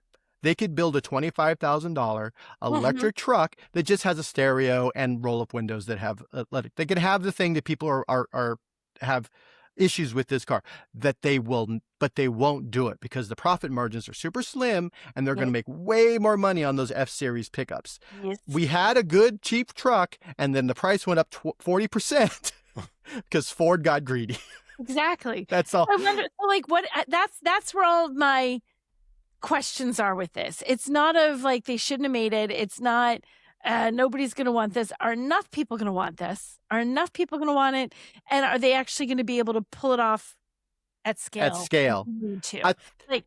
Are they going to be able to do it? And I'm not saying, I want to make it really clear. It's not that I want them to fail. I'm just not convinced they'll succeed. It's really, really, really hard. And hype does not equal sales. Exactly. Because if you listen to the internet. Remember when there were 2 million reservations for the Cybertruck? Yeah. Right? So all the time you see things where the reservations, especially the $50, get it back. $50. Okay, I'm in line. I'll see what it is. Do I get my $50 back? Do I wait, hold on that until I see what people think about it? Do I change my mind by the time it becomes available? Do I wait to see what reviews are and then go, no, thank you? Like, that's great. It shows there's interest. to a point, but it doesn't mean those people are all going to buy it. It doesn't convert to sales. It doesn't, and I am excited about it, but I look at how the nerd car nerd people are talking like, oh my gosh, it's amazing, and I'm like, it's a split. That's the weird thing. It's oh my god, it's amazing, and then it's like, this is the stupidest thing ever. I don't think it's stupid. I don't think it's the stupidest thing ever. I think it's a neat idea. I'm just not convinced they can pull it off. I don't care how much money's behind them. I'm not convinced. It is super duper duper hard to build a car, people. I think what hurts them is the idea that they want to make an affordable car. Everyone else that's new, they make an insanely expensive car, which, by the way, they make a Lucid Air or Gravity. We don't need any more expensive EVs. And that's the biggest part, is that this is an EV, which means they have to pay for that very expensive LFP 65 or whatever. 65 kilowatt hour. Yeah, kilowatt hour battery pack for that vehicle. That's where all the money's going. If they wanted to make a 4-cylinder whatever, they could sell this thing at $20,000, $15,000. They could sell this for a lot less. The thing is it's an EV, which for me is very important because I'm tired of watching the fires in my area kill people because climate change. And it's just weird in a way that's exciting to me. But again, it's exciting to me. How many Robbies are there in the world? Because I feel like if there's more than 3, that's too many Robbies. So no, I completely understand. Like this has a lot of reasons why this has failed. We have seen automakers come and go. Ones that we thought were going to do well, and just like fall apart. Experience or had money and had backing and all these things, and they're still they've either disappeared poof and seem like they're going to be amazing, or they're struggling. It's just so hard. And I also launching in an EV only company, I know that EVs we will still say is the way of the future, right? But how close is that future? I think we thought it was maybe all EVs was closer than it will actually turn out to be. So launching an all EV company, you only people who want EVs, only people who want a truck, only people who want it says like an increase smaller and smaller. It gets smaller and smaller. I think that's. And that's. I think what happens at the end of the day is that people are. I think my thinking is that people are sort of angry at traditional automakers for not offering up something that they want at an affordable price. I would agree with that 100%. I think really this is like them putting their finger, giving them the middle finger for that, because we had something. We had the Maverick and we had the Bolt for EVs, and one of them went up too expensive. The other one just got taken away, even though it was the #1 selling EV that didn't have the word Tesla emblazed upon it. And you're just like, what? Who can we trust? And now they're trusting. And there's someone from GM is at their electrical something or other just started. So they're getting a lot of smart people to work there. But at the end of the day, a lot of smart people have worked a lot of smart startups. And so my advice always with these like sort of startup things is, do you want to take the chance? Because you might put your $300 down, and at the end of in 8 months, oh yeah, things didn't work out. So you're out $300. It is still always a gamble, more so than it would be with a legacy automaker. I'm very curious of what their sales numbers are now. Again, 10,000 in 4 hours is a pretty good amount for a new car. They've done pre-orders for more vehicles than Volkswagen sold Golfs in the United States in 2025. I was like, why are people buying the Golf? It's exciting, and I'm excited for them, and I really do hope it works out, and I hope they're able to pull it off. But I am so skeptical that they're going to because we've seen it. We've seen this before. We've seen it over and over. I mean, just because it's failed doesn't mean that it's not destined to succeed this time. But the track record says it's going to look amazing. Everyone's going to be excited. They're going to build some cars, and then things will fall apart, or they won't build cars and things will fall apart, or there's a variety of ways it could fall apart. What works in their favor is that they've gone from last April to now, and they're like, oh, we have cars that run. Well, they had cars at the event that run, but that doesn't count.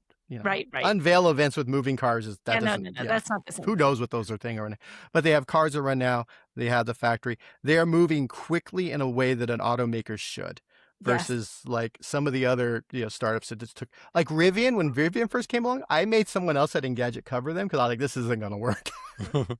because they just took so long. I know. And you still don't know. And Rivian still, they have amazing and Rivian still is like... they're doing okay, but they're not like, oh, God, these guys are set. They're You're still not like, profitable. Could they? Yeah, still not profitable. Are they really going to make it? Look at Lucid.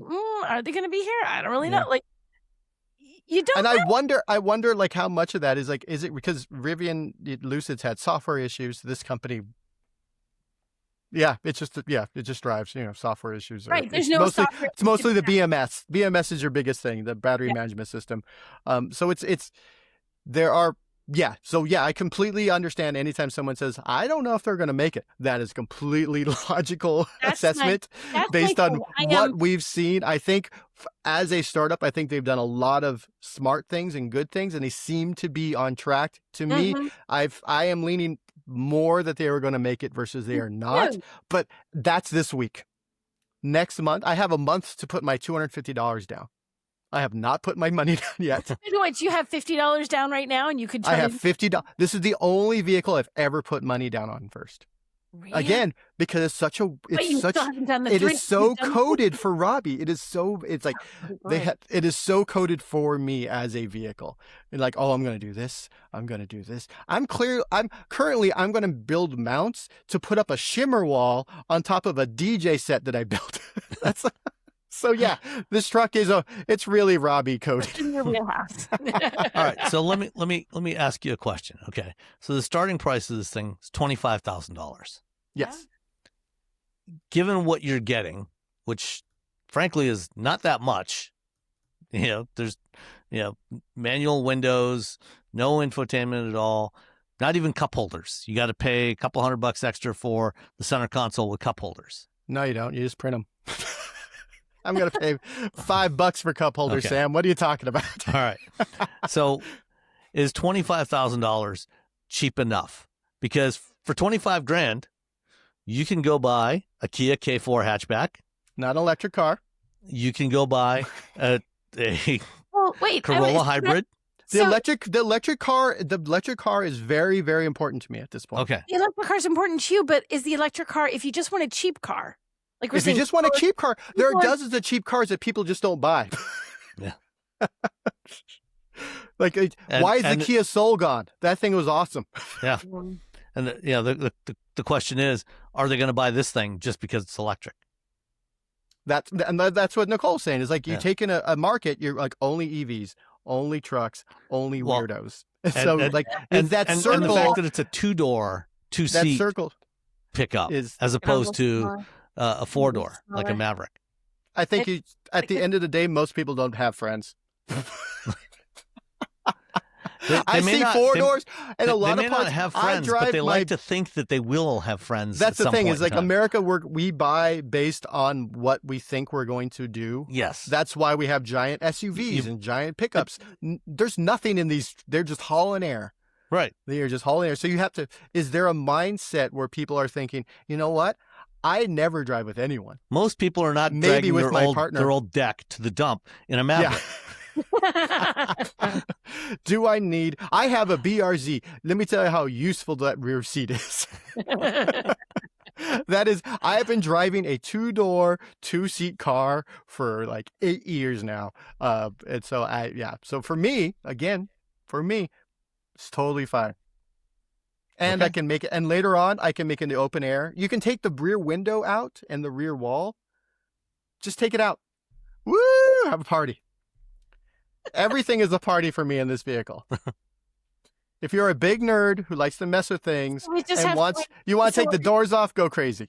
So what we're doing here is waiting to hear when it's like the countdown. When will Robbie put down the extra 250? Yes, we're waiting. When will Robbie put down the extra 250? It is currently June 29th, 2026. I have to July 24th. Okay. I'm going with July 23rd. July 23rd? Or is the last day you can do it the 24th? I'm going with the last day. Whatever the last day. It says till July 24th. So if I were going to do it, I would do it July 23rd. Okay. So I'm curious if are people waiting to hear what the numbers are before they put their deposit in? Because if the numbers are like 60,000, they're like, all right, these people are going to build this. I'm going to put my $300. Oh, I have no doubt that they're going to build it. Built some. I mean, they've got a lot of auto industry pros working there. A lot of people with experience. I think actually getting it built is really the least of my concerns with Slate. My primary concern is just, is there really enough of a demand for this form factor? That's because I love the concept of what they're doing. I just feel like the 2-door pickup / SUV is the wrong form factor to get a significant volume of customers. Mm-hmm. But we'll see. We see. Yeah. They're already, we talked to them a little bit about future vehicles. And yes, they're going to have something. Yeah. The next vehicle is going to have 4 doors. If they're around. If they survive that long. Let's see. If they're around. Because I think successful and sell enough to make making the next one something they can afford to do. Short term, I'm not really that concerned about Slate. Long term is where I worry about, because this vehicle has like you said, a limited, it gets that circle gets smaller and smaller, has a limited appeal for people. And so once you give all those people that car, maybe they can convert a few people in their neighborhood because it's at their house. They're like, oh, hey, look at this. It's electric. I don't only drive around. I do this. I do that. They're going to ask how many miles it has. And you're going to say 205. And they're going to be like, well, that's not enough. And then you're going to have to say, the average person only drives 36 miles a day. Blah, blah, blah, blah. All the annoying things that EV people like myself tell everybody. And so, so maybe you'll do a few conquests with that. But the reality is they need something else. What is the long-term version of Slate? Because it cannot just be this vehicle. It can't. It needs more than this. All right, let's move on to another truck that was revealed this past week. The 2027 GMC Sierra. And I think for the most part, this is basically the same as the Silverado, the week before. New engines, different, a little bit different styling. I think the really big news, though, it has a cookie table. All right. Wait, I'm just seeing this. It's got the little fold table. Where's the picture? Yeah. Where's the picture? There's a little video. What's this? Oh, there it goes. It opens up and then it lies flat.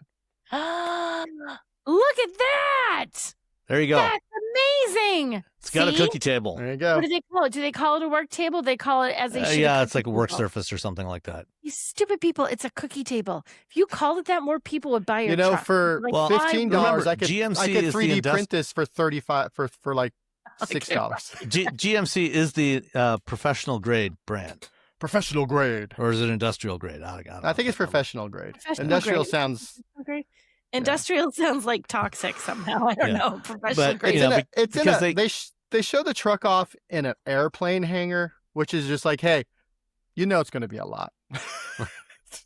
Not with people working, but like, hey, I'm going to drive this in, and then I'm going to take my airplane after I drive my airplane. Yeah, and then I'm going to fly to my meeting. That kind of speaks to it, doesn't it? It looks great. It looks fabulous. Yeah, it's got a little more of the the lighting and everything, a little more of the design of the EV. I like how it looks. I'm excited about the cookie table. Now I've got to drive one. I mean, it's got a column shift, so they don't have to do the weird motorized shift lever that Ford has. I was going to ask you what car you're driving, Nicole. I was going to 3D print you a cookie table for whatever car you have, but you don't have anything right now. I want a cookie table, Robbie. When I pick my car, will you do that? Yeah, I'll make you a cookie table. Oh my God, you have to do that. Okay, now I got to pick my car even more quick because now I really want the cookie table to go with it.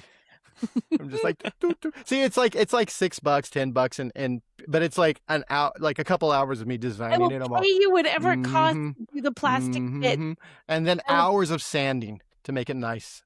I want a cookie table. I want a cookie table. What you need to do, Nicole, is you'll need to find somebody. You could make it say like BMW on the cookie table. Yeah, that's easy. Yeah. Right? You need to find somebody that's got one of those handheld laser scanners, so you can scan the whole center console area of the car, and then Robbie can work from that.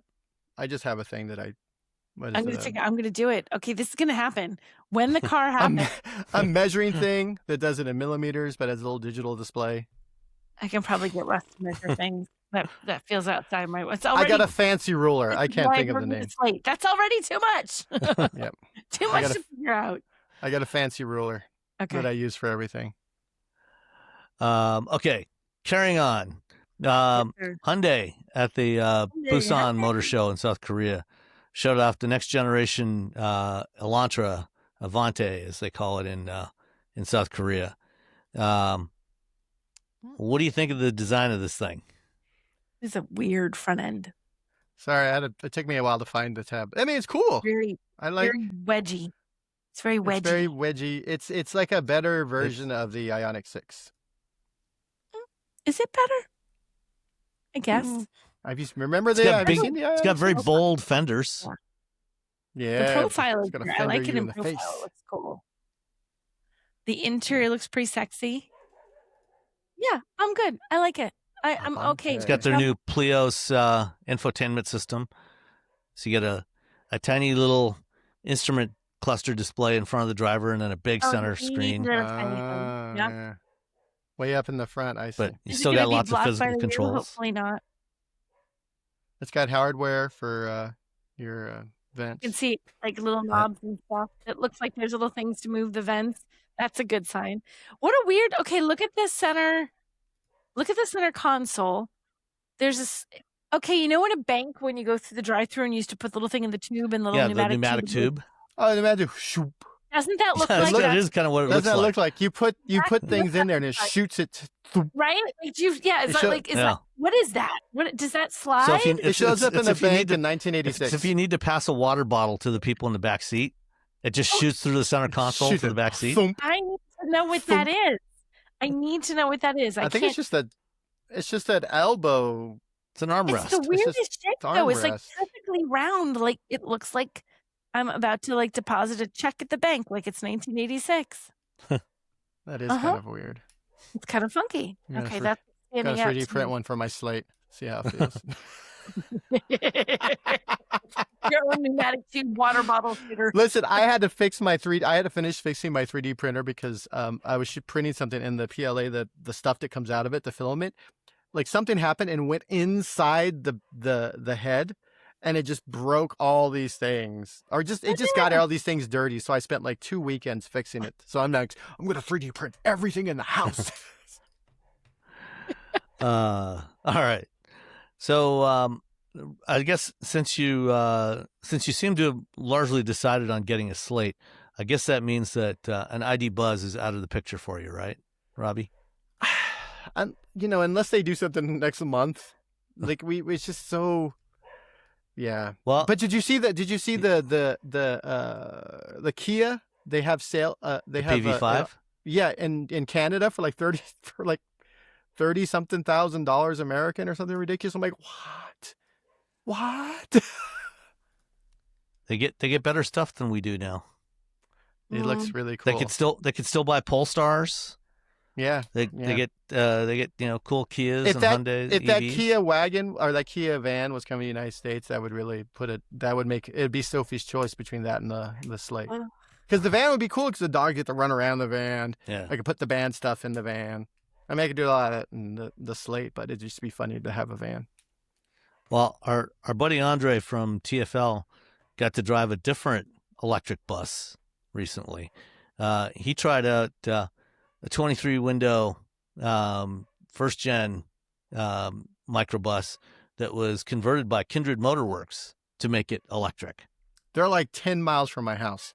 Oh yeah? Are they really? Yeah, they're in the city of Vallejo on Mare Island. I talked to them a lot before, a long time ago. I should probably reach out. Yeah, you should get a test drive in this thing. Yeah, I'll get around to it. It's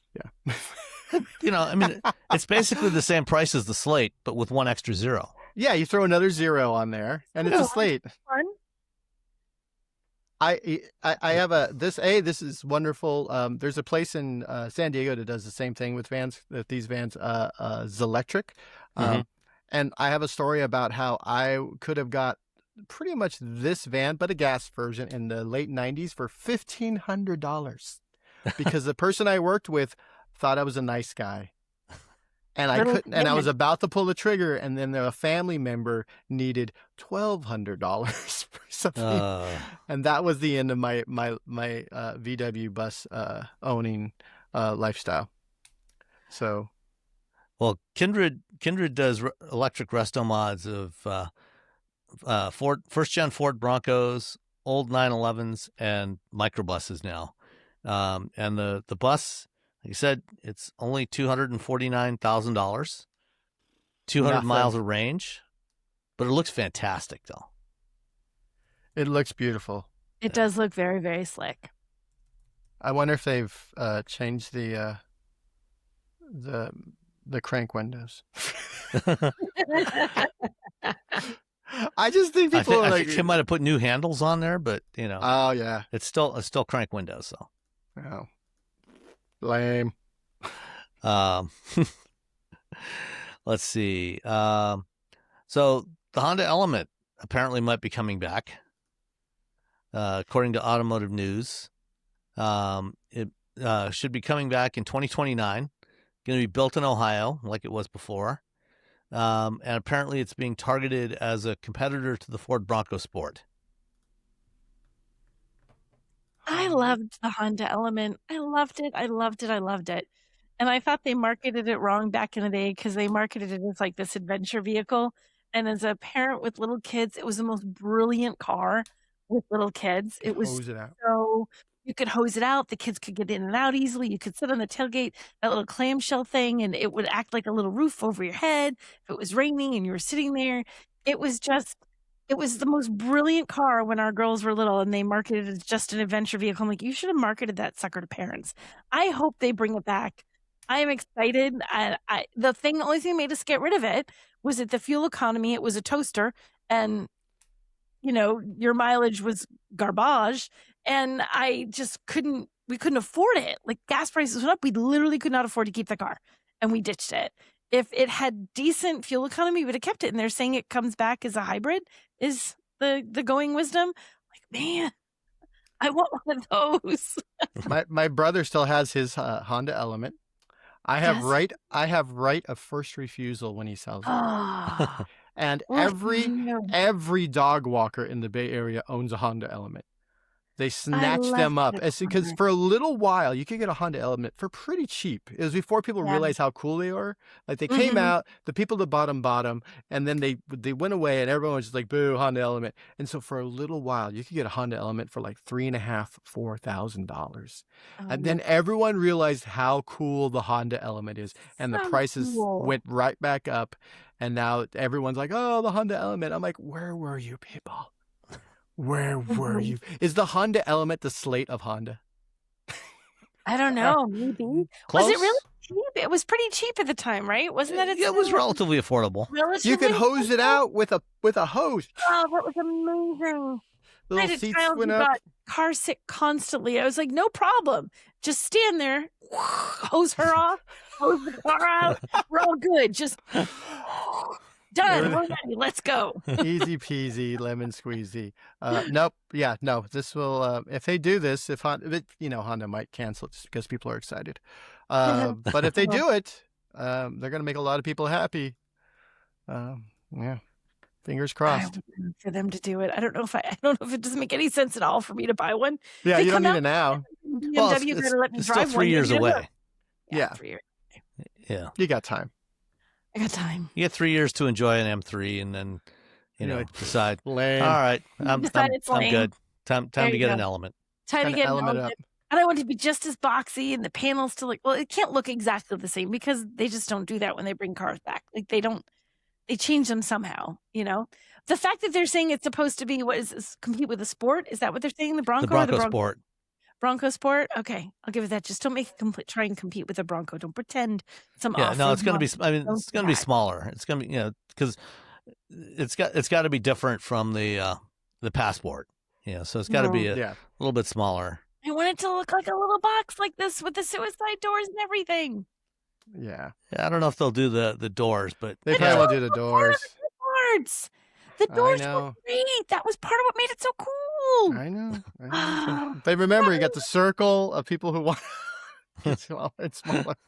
People who want suicide doors. You got your slice of the circle. Where's my slice of the circle? Where's Nicole's slice of the circle? My slice of the circle, Listen, Honda. if Slate was just like, you know what, we're just going to make a Honda Element knockoff, I'd be like, here, take your truck back. I'll take Robbie's reservation. All right.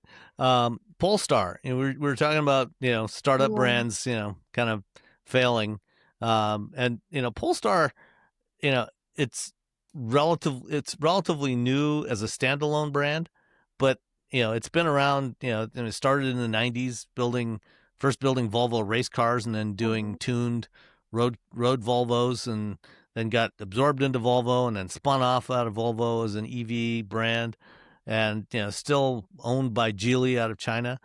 Well, they're giving up on the U.S. market. Well, giving up is a they didn't. No, they're giving up because a month ago, so in 2024, the Biden administration introduced a new rule called what's the connected car. What's going to happen is it's too much work.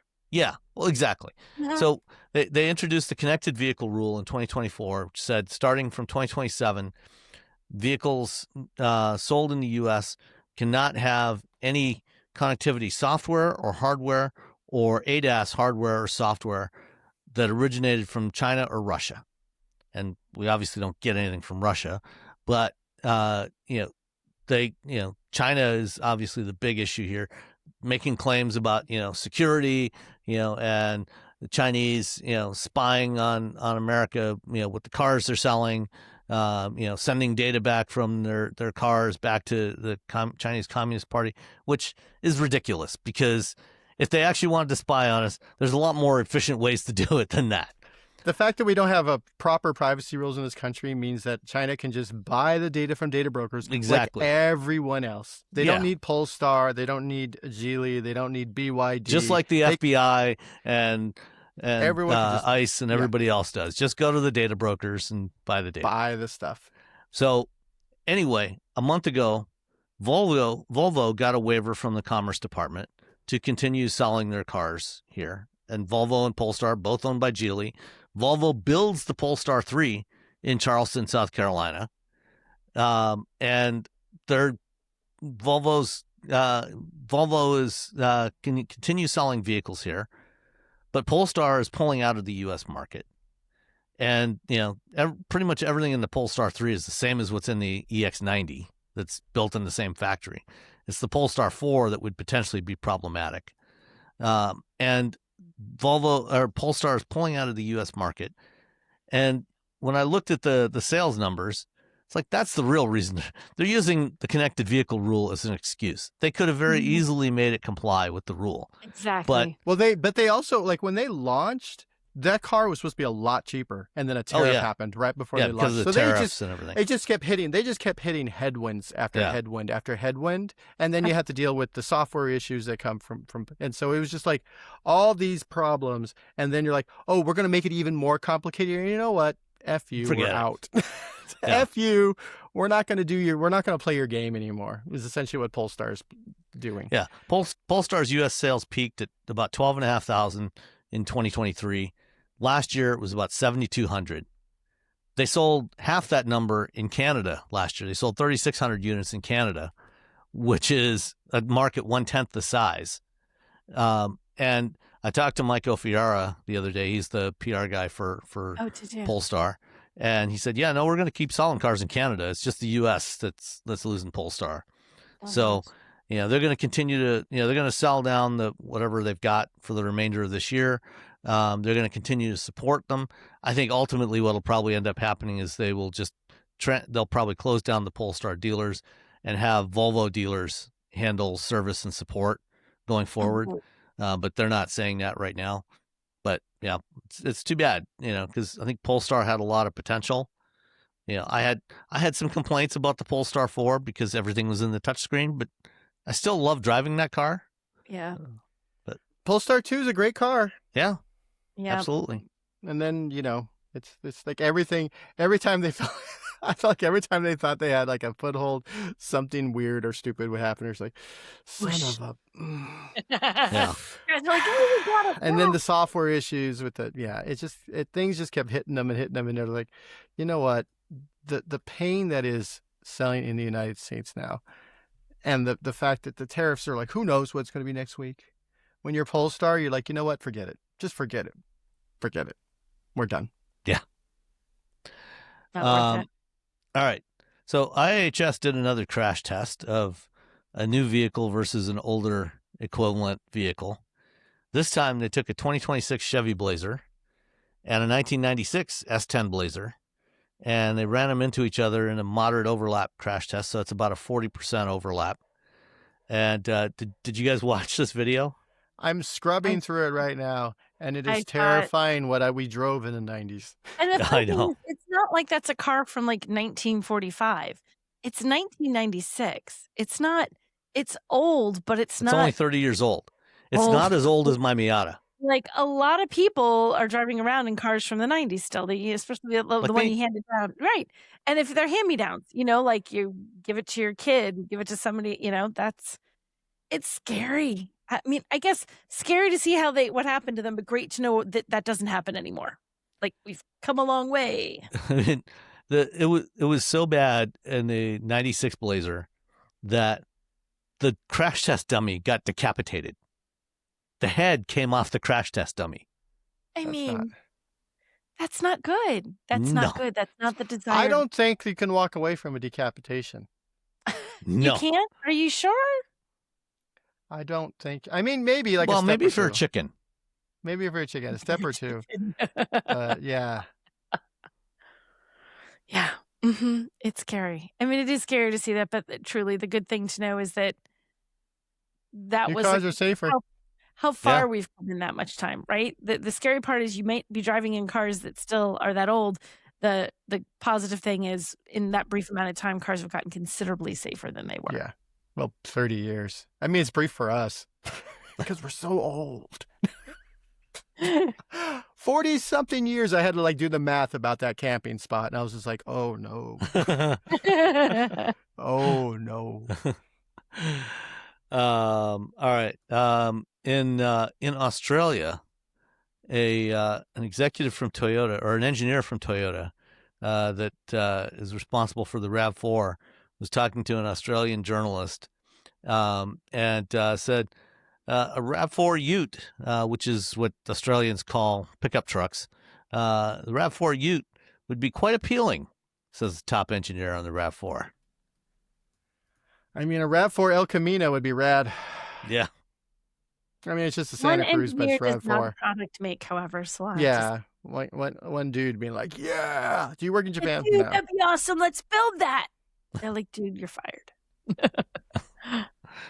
And then Jeep has confirmed that the Cherokee Trailhawk, probably one of the worst kept secrets, is actually coming, and they released a teaser image. Yeah, they had a concept at the Easter Jeep Safari, which was basically a Trailhawk. I don't think anyone's surprised. Yeah. Got red tow hooks. Yeah. Gonna have a different front end. Not sure why it's not. There you go. There you go. There. Well, there it is. There it is. Yeah. That's how you know. Red tow hook. That's the definition of. It's got to be a Trailhawk. Red tow hook. Trailhawk. Yep. Trailhawk it is. Rip right off when you use it. Hopefully not. So Autopian had an article. They had 4 bad car commercials from the 1980s, 70s and 80s, and the one that really caught my attention. I watched all 4 of these. I don't know if you guys had a chance to watch. I didn't have a chance to watch all of them. Which was the one that you hated the most? The one for the Mercury Topaz. Oh, the Mercury Topaz. Yeah, which was it was something special. And so at the end of the ad, let's see, at the very end of the ad. I mean, it's just a terrible ad to begin with, but it's at the end, the last line in the ad. After 5 years, over $1 billion, and this is in like early 1980s dollars. So that's that's when $1 billion was a lot of money, and 1 million miles of testing. Mercury unveils the Topaz.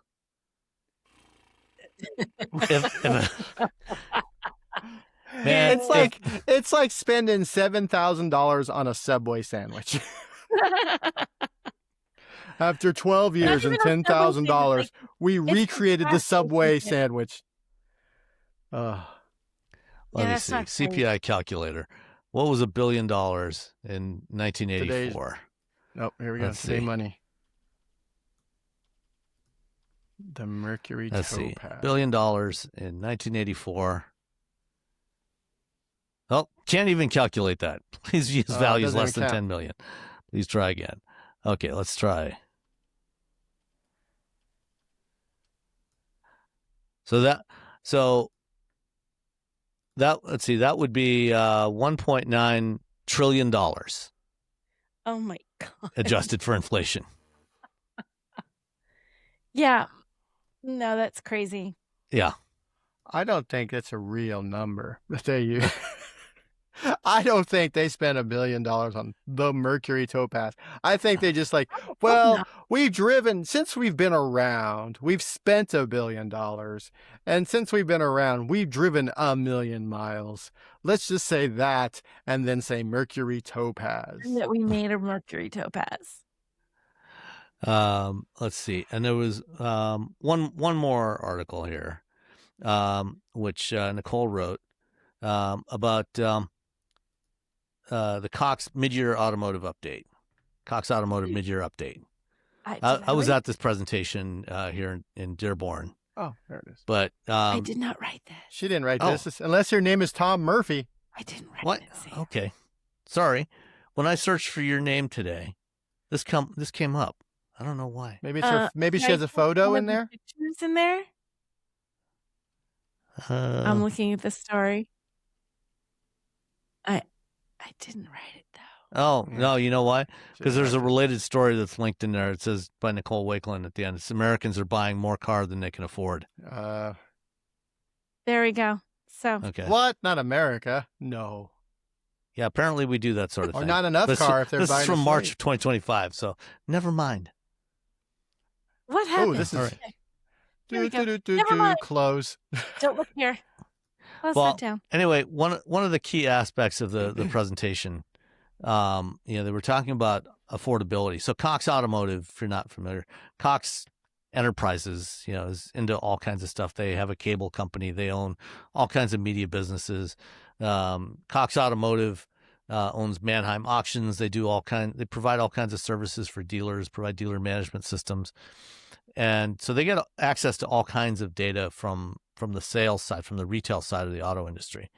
And they were talking about affordability. And, what they showed, they actually showed an inflation curve. And basically, vehicle transaction prices are going up at about the same rate as inflation. So they're not really outpacing inflation, although it is outpacing, income growth. But it's not so much Which means it outpaces. Plus, cars are used as an inflation index, aren't they? Yeah. So, but it's not so much the price that's actually the problem. It's all the other stuff, like increases in insurance and repairs and stuff like that. That's where the real affordability problem is coming, and actually, for payments, because interest rates are high, that's really jacked up the monthly payments, which is, what most people make their buying decisions on is based on monthly payments, and because interest rates are high, their monthly payments have gone up a lot, even though, they're saying the MSRPs are only going up, roughly the rate of inflation. But I don't know. Cars are still too expensive. Yeah. At the end of the day, they're so expensive, and people are like, "I got $1,000 car payment." I'm like, you make less than I do. How does that work? How can you? Are you not eating? Like, you look slim. You look slim. Yeah, I can't fathom the $1,000 car payment. It's just like when we bought. No. Oh, so there was a comment from the live stream from Paul Kavanaugh. Says he wanted us to comment on the new Elantra, which we talked about a little bit before. You did. Said, it looks like the sedan version of a Kia Tasman, and we own a 2018 Elantra and would not consider this next gen Elantra. Yeah, it's different. It's definitely different. Yeah. I got a couple of questions about Slate. Okay. In the Discord. Oh. One was sport truck accessories like aero bits or performance parts. They don't. I mean, they have some flares for the fenders right now. There's a lift kit. There's a lift kit if that's what you want. There's lowering kit. Aero bits and performance parts. There's going to be, again, if this thing sells well, people are going to make, they're going to sell those, or Slate's going to make them and sell them to you. That's sort of the whole thing. All-wheel drive version. They're not going to tell us that yes, they have an all-wheel drive version, because no automaker is going to say, well, yeah, we're totally making this other thing, so don't even bother buying this. We don't talk about version. future products. We don't talk about future products. But there is a little like, well, we'll see kind of, there's a lot of that at Slate because they're new. They can do whatever they want, to be honest. To be completely honest, they can say, yeah, we'll see, because again, they're like, well, we'll just see. They also will see how things are going based on, sales. And then there's a question, but wondering how the second row for the SUV add-on is, meaning space for legroom and car seats. Is it a good family vehicle? A reminder that you have to put the seat down, forward and down, just like it's the 80s and the early 90s. There's space for 5 people overall. 3 of them would have to be pretty thin in the back. The rear seats, again, shorter people. If you get the open air kit though, they can just jump over the side like like they're ready to party, like they're going to the beach. They went with a truck. Is it a good family vehicle? You're going to need to go. They're going to have these pop-up events all over the country where you can go and actually drive the Slate. You can do a test drive, so you're not buying something. You're like, well, I guess it's cool. I don't know. I would go to one of those and check it out, especially if you're thinking about buying something for a family. Yes, I would. If I had a family, I would throw them in there because YOLO. But you might your mileage may differ on how you want to treat your children. I'm like, you guys are sitting in the back. Sun's going to be up. I don't feel like putting the cop on. Hold on. Well, I guess it doesn't make any noise to be all. So yeah, I think I answered those. Yeah, I think they'll probably have an all-wheel drive. They'll probably have a 4-door something at some point. But again, short term, all we know is a truck. Long term, we'll see how Slate does with the truck.